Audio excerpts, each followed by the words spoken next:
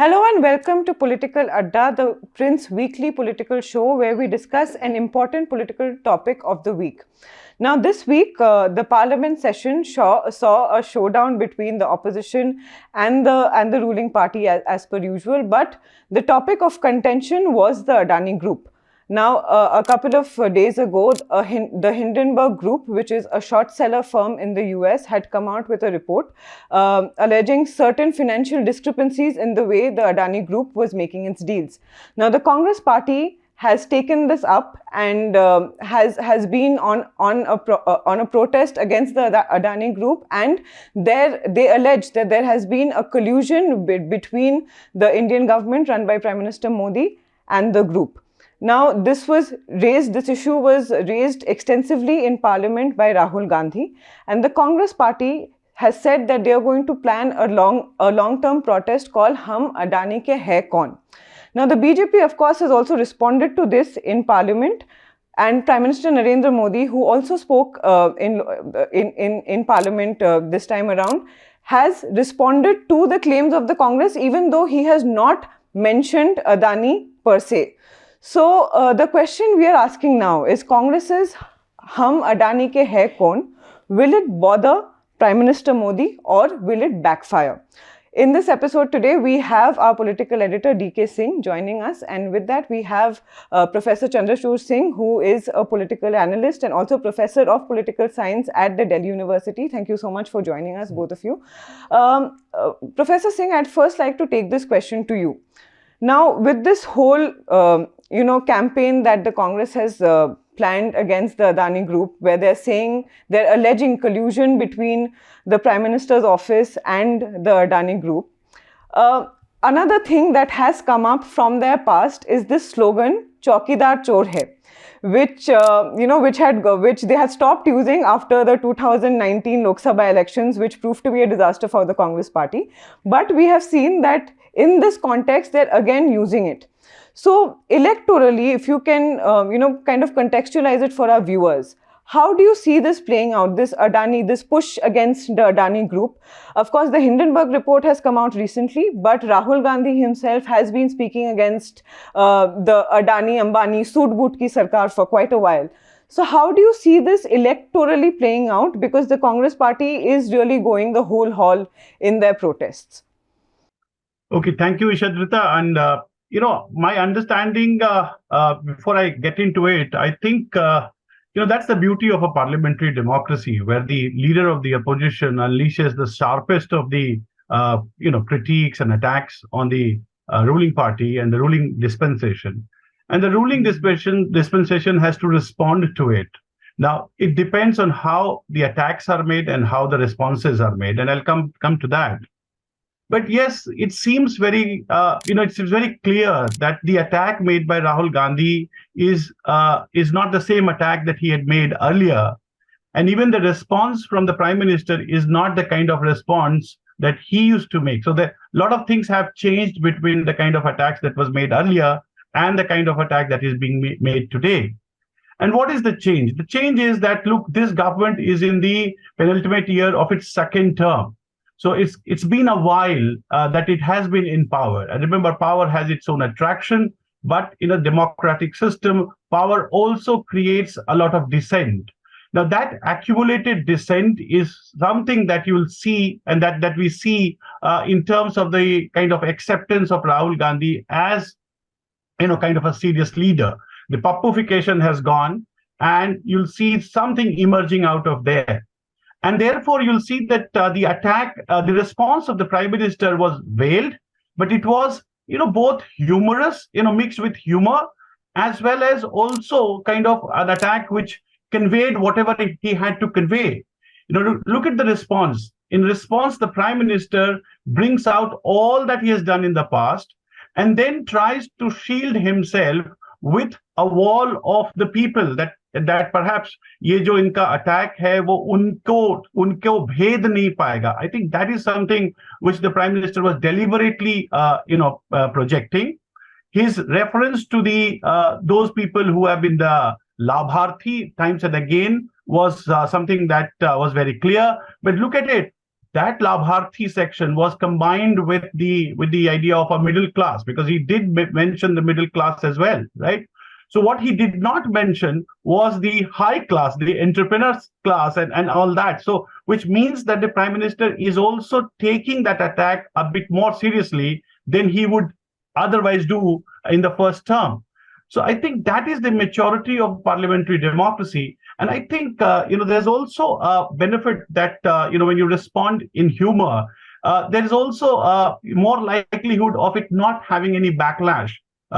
The opposition has no other option but to be harsh and very severe in its onslaught.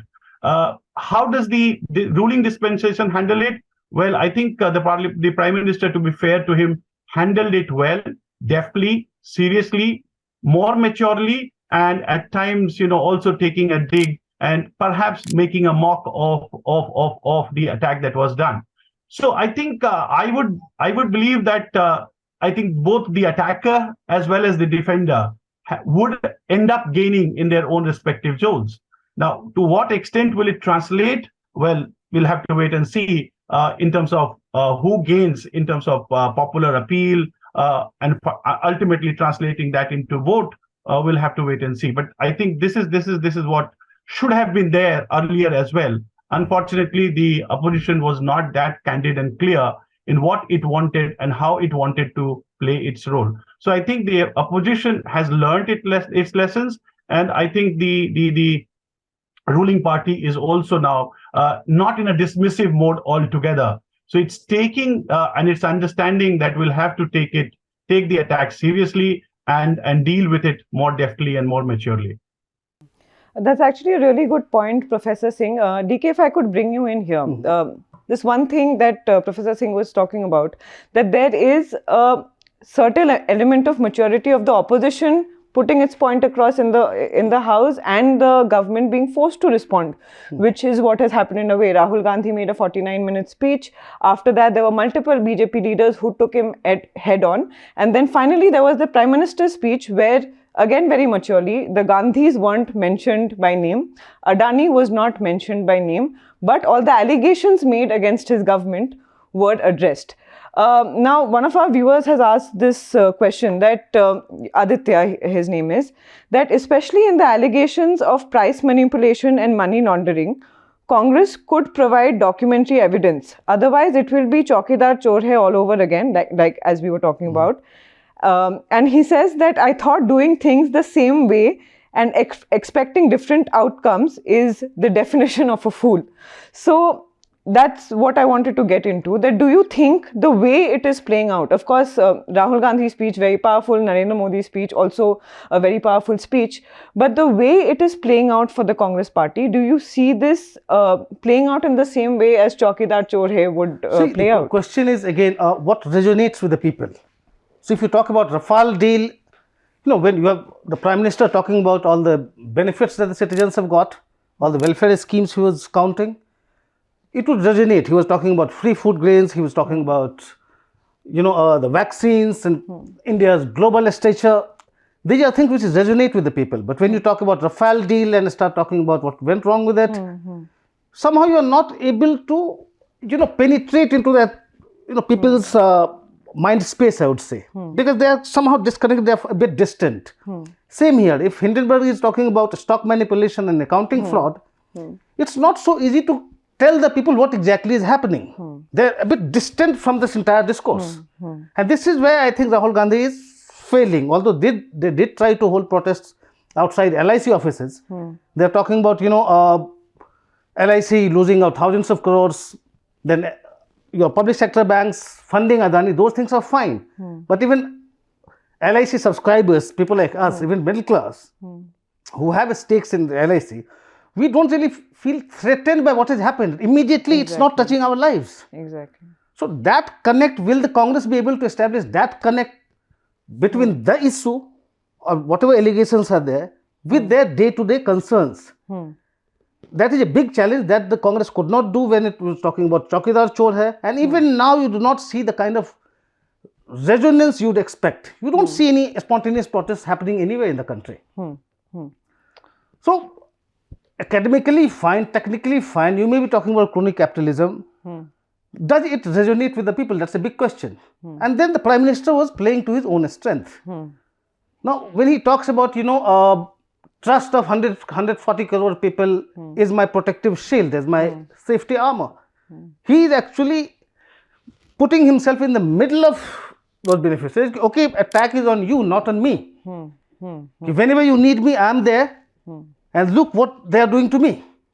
That's a very clever strategy, because if you look at the Prime Minister's response, he did not try to address the specific allegations.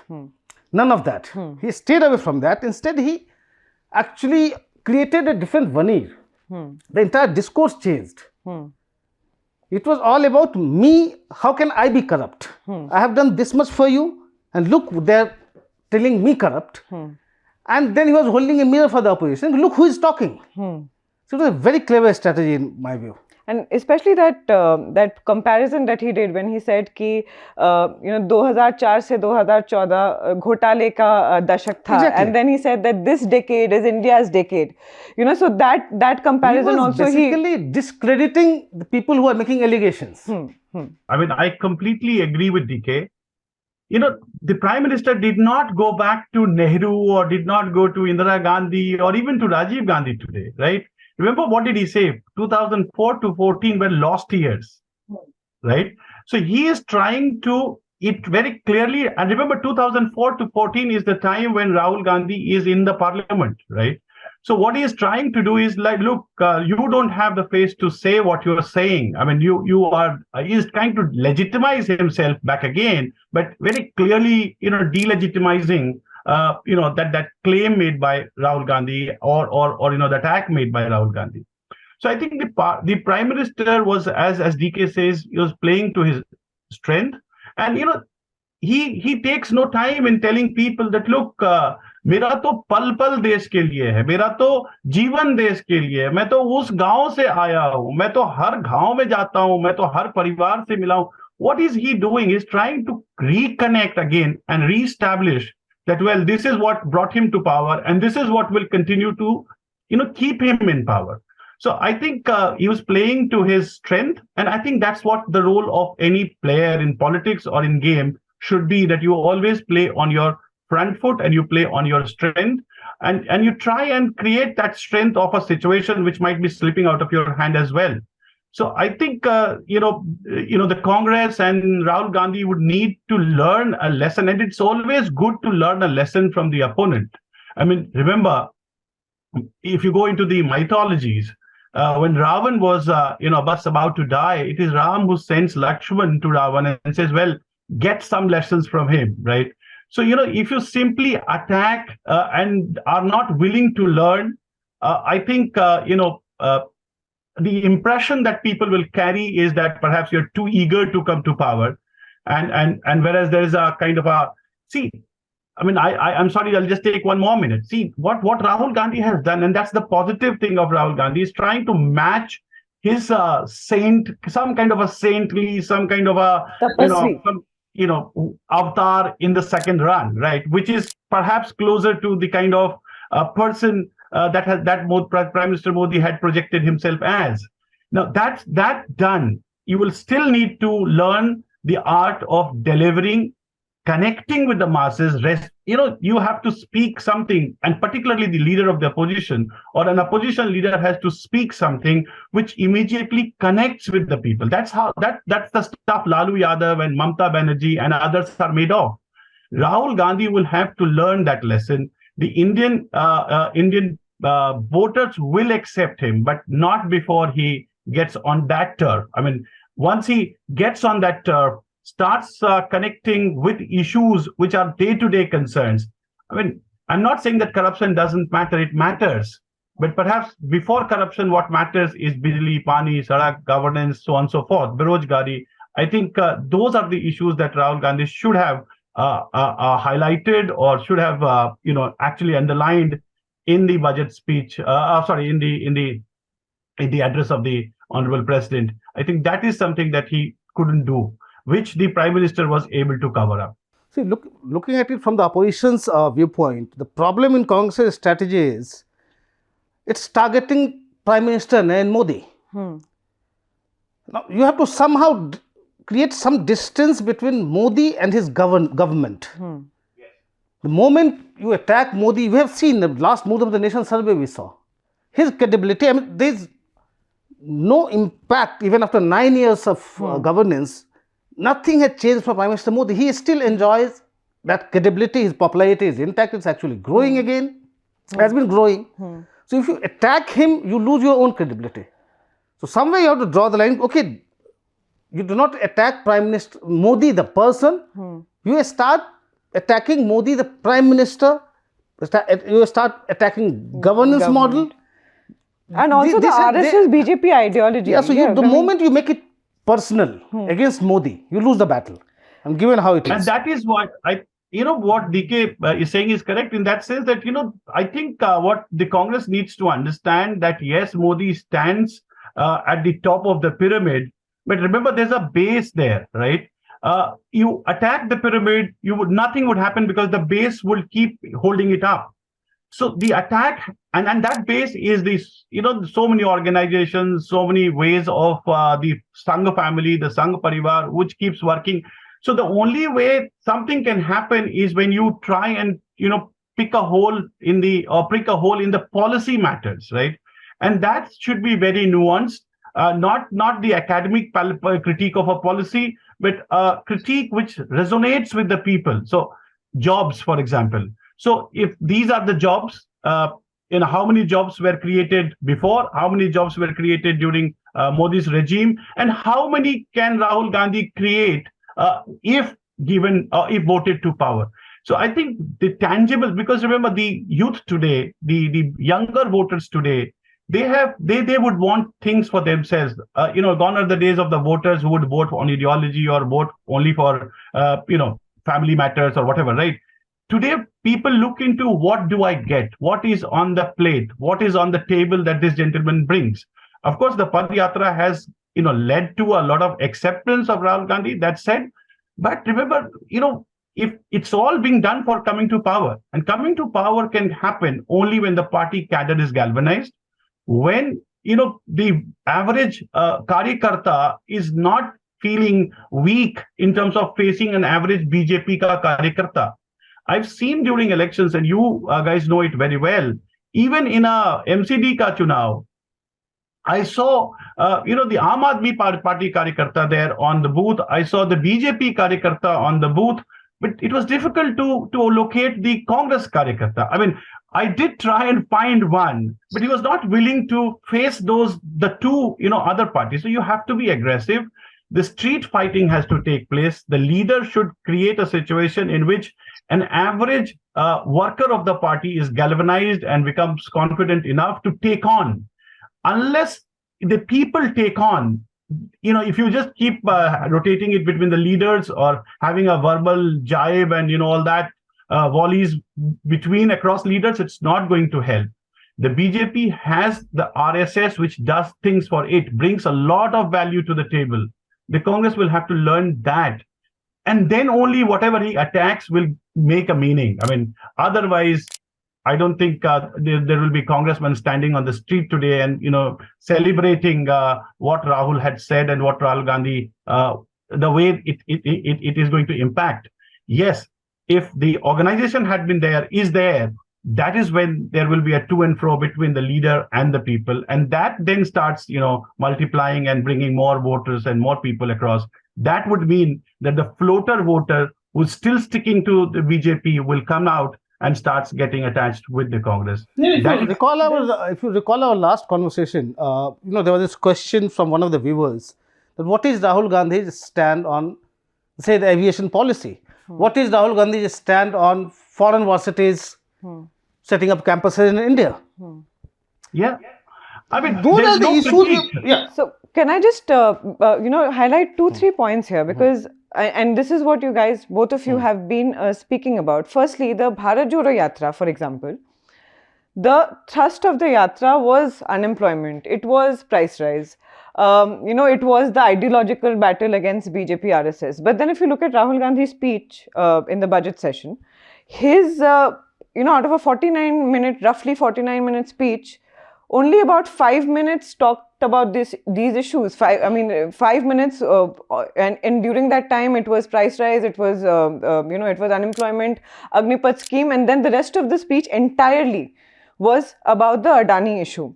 Another thing both of you pointed out is how the Congress needs to de-link Prime Minister Modi and his government, and not consistently attack Modi, but figure out that there's also a base on which Modi stands on, and then the structure.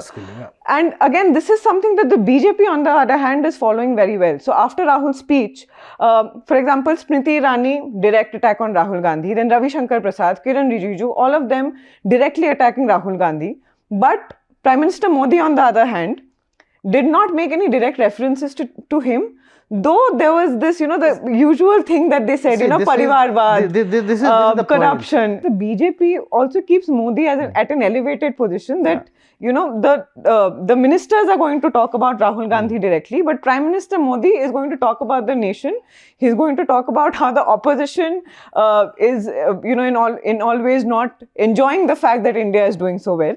And he's not going to get into this tiff with an opposition leader or with someone like Rahul. So the BJP also has kept Prime Minister Modi in that stature. So my question here really is, given what I said about the Yatra and Rahul's speech, and also how the BJP reacted to his speech, do you think at some point the Congress needs to also figure out that going into 2024, and there's not much time left, what is going to be that one issue with which we are going to go all guns blazing against the government? And it can't be either price rise or unemployment or Adani. It has to be one thing. And do you think that, like in 2019, this is again a mistake they might be making, especially given the fact that they've had a yatra which was largely successful for Rahul Gandhi? Professor Singh, if you could go first. Well, I think in a political campaign or of the kind of things that we are thinking of that may happen in 2024. See, the USP of Rahul Gandhi would be and should be on the youth, because I think that's the only connect that he can have possibly with the voters, right? Because I am young, you are young, I stand for you. But for that to happen, as I said, he should have a manifesto, which is always there. I mean, the manifesto was there earlier as well, this is not my word, this is Christoph Jeffelow saying. So the manifesto was there, the leader was missing. Now, a lot of people are now speculating that the manifesto is there and the leader has also arrived. But if the leader has arrived in a parliamentary system, he needs to create a team. Now, just to give you an example, on the day-to-day media, debates, you'll see the BJP has a second rung of spokesperson who just keep attacking Rahul Gandhi. Not many people take it seriously. But on major issues, you'll see that the cabinet comes out, and I think perhaps that's where the USP is coming from. The cabinet attacks Modi, the ministers attack Rahul Gandhi, right? I think that is something that Rahul Gandhi will have to plan. Yes, you have a second-rung spokespersons doing all that comedy show on the TV, but where are your member of parliaments? You do have 40+ member of parliaments. I mean, where are they? Why is it that they are not participating? Why is it that they are not leading, anti-government campaigns or julus or all that in their own constituencies? Even in the constituencies that they are representing, I hardly see that kind of a momentum being built. Even in states where they have that organization, I hardly see that kind of think of it. Think of it in the speech today. I mean, a lot of things that the Prime Minister said, if you go back, the Prime Minister was counting GST. The Prime Minister was counting on issues, Aadhaar, for example. Remember, these are things which were, this originated in the UPA. Who's taking the credit of it? It's the Prime Minister. The Foreign Universities Bill was something which was brought by the Congress, right? Who's taking the credit for it? It's the Prime Minister. So I think this is the deftness of the BJP. This is the kind of support system of the BJP. Gone are the days, Ishadrita, when entitlement would get you the offices. It's no longer there. I mean, yes, there's a lot of change in perspective. The puppification has definitely stopped working. But now it's the time to take the battle through. And I think the Congress should start working on it, and they don't have time because the elections to some of these state assemblies will very clearly establish where the momentum is. So whatever is the momentum, I think the leader has to hop on it, cash on it, and go ballistic one by the other, not to the prime minister, but building the organization, doing constructive criticism as prime minister wants the opposition to do. बहुत severe attack करने का problem होता है. It can have a backlash. Where is the humor element in Rahul Gandhi? Why can't he be humorous? I mean, he should take digs, but in a veiled way. At the end of it, the prime minister is the prime minister. I mean, you'll have to accept that he's the prime minister. And if you continue to think of him as the same old Modi of the yesteryears, it's not going to resonate. So I think the maturity has to be brought in. The organization has to be resurrected. The members of parliament. I mean, there's a guy, this Shashi Tharoor. What is he doing in the organization? Where is he? What roles has he been getting? So there are a lot of disgruntled elements within the Congress grouping itself. There's a lot of dissent in the organization itself. There's a lot of factions in the Congress itself. Rahul Gandhi will have to work on that.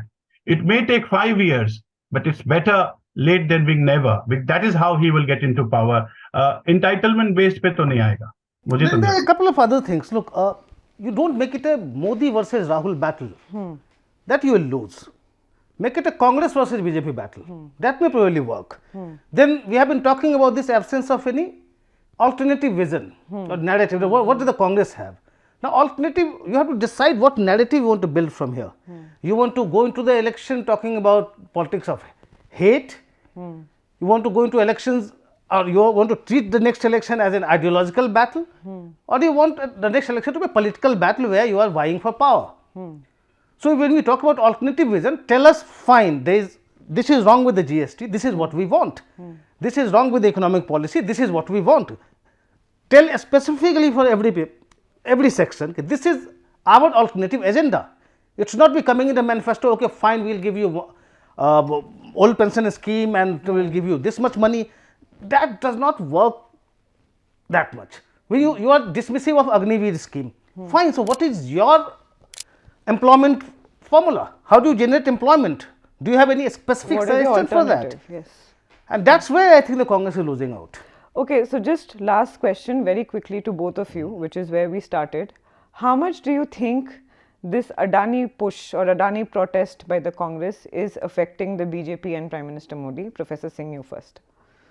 Well, I think to start with, it's not to say that it's not affecting. It is affecting. I mean, the replies that that if you really go and analyze the speech of the Honorable Prime Minister, it is very obvious that it is affecting. I mean, he is not mentioning the names, but even without mentioning the names, I mean, look at it. The couplet that he was reciting, क्या था? ये कह के हम दिल बहला रहे हैं, वो चल चुके हैं और आ रहे हैं. What is he trying to say?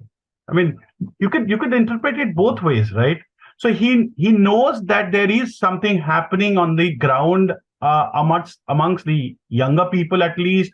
Something is happening, right? And Rahul Gandhi has been able to convey that. So I think we should give the due that he needs to be given.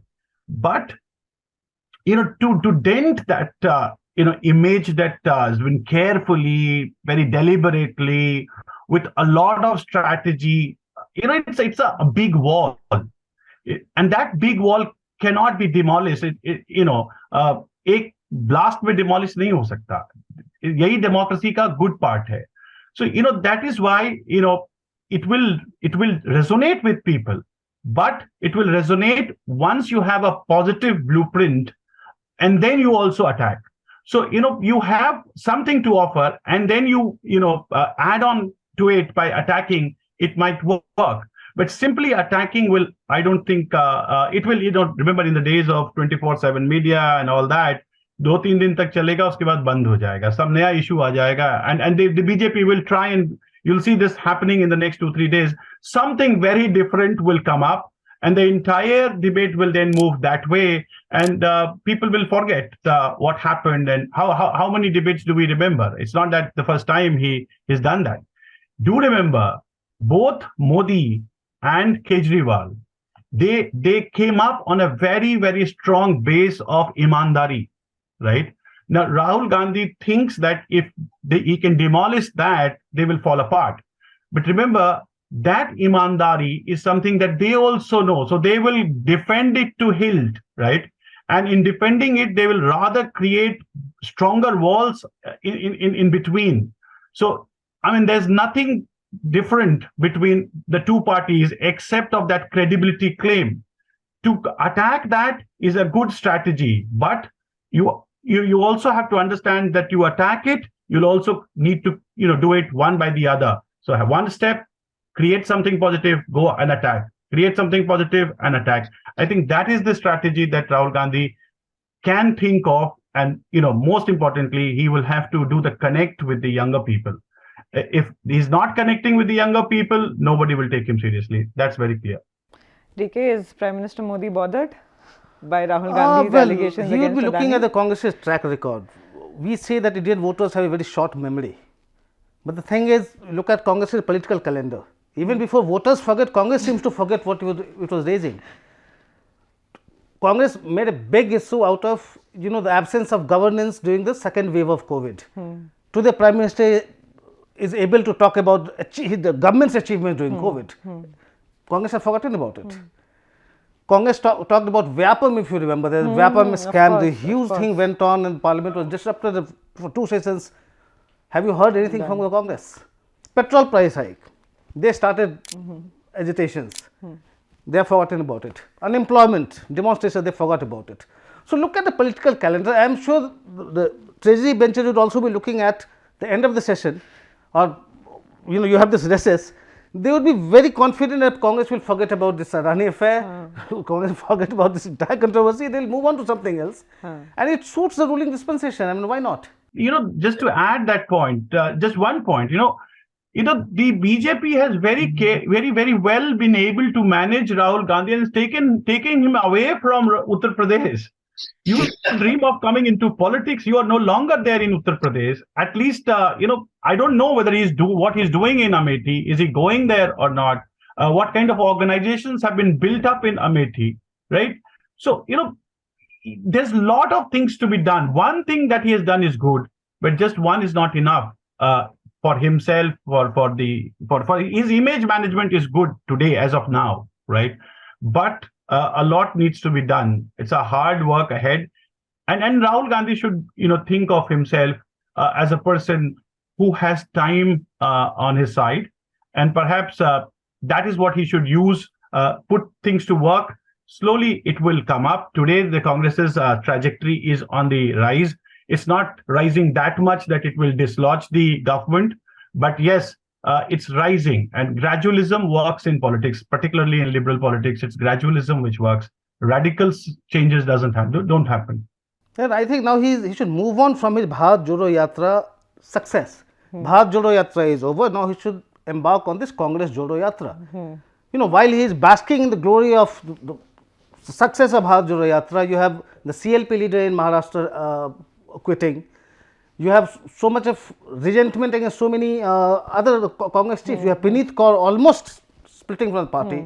She is very defiant, nothing is happening. You have Ashok Gehlot versus Sachin Pilot playing on. So the Congress is imploding. So just Bharat Jodo Yatra success is not good enough. Now you have to move on and work on these aspects. And last thing, he should also try and understand how does he bring allies on the table, right? Remember, the regional parties by nature will be opposed to a hegemonic party, right? And that is why you'll see a lot of regional parties going away from the BJP. That's what happened to the Congress as well. If Congress thinks of coming back to power, it will have to somehow be humbler in approaching the regional parties and trying and managing the contradictions that exist there. And unless they join him, it will be difficult. Or all by himself, it's going to be difficult. But the way the Congress has been doing it, look at Tripura. It was the principal opposition party until very recently, 5 years back.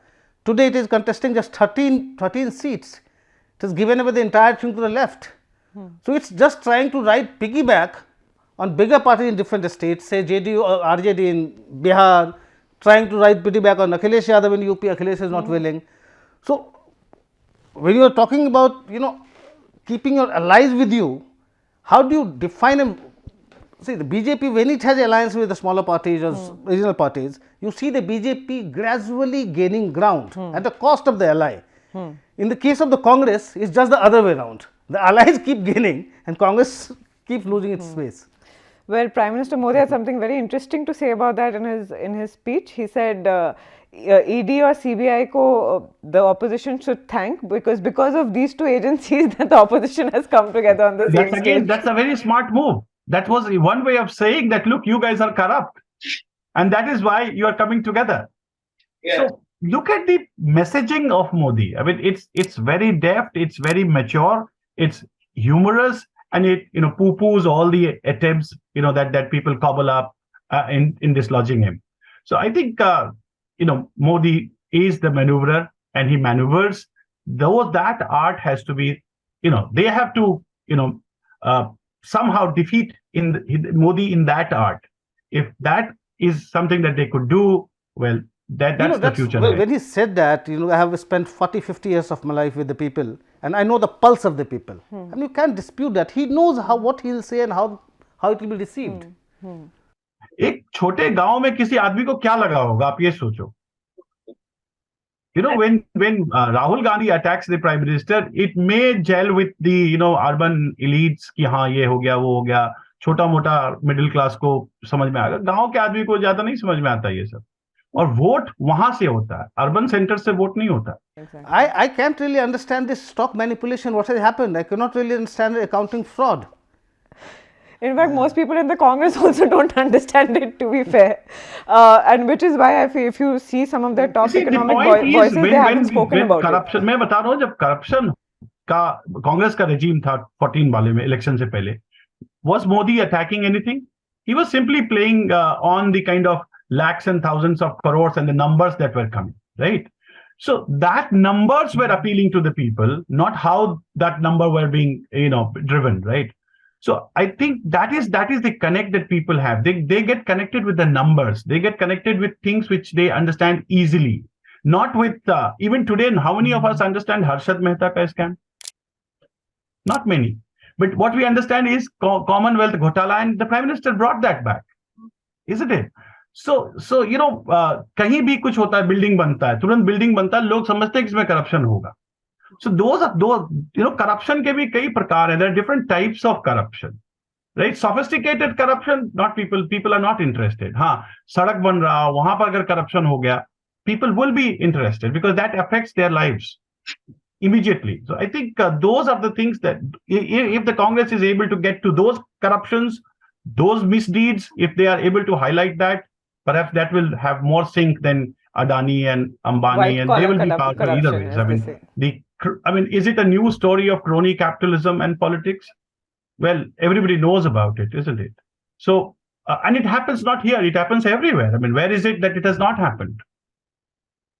Money and politics, a long time back, one of the greatest of the political philosophers, Plato, said that, well, if you want to have an ideal society, a good society, a just society, the first thing that you do is that the confluence of economic and political power should be, done away with. Despite that, he couldn't do that.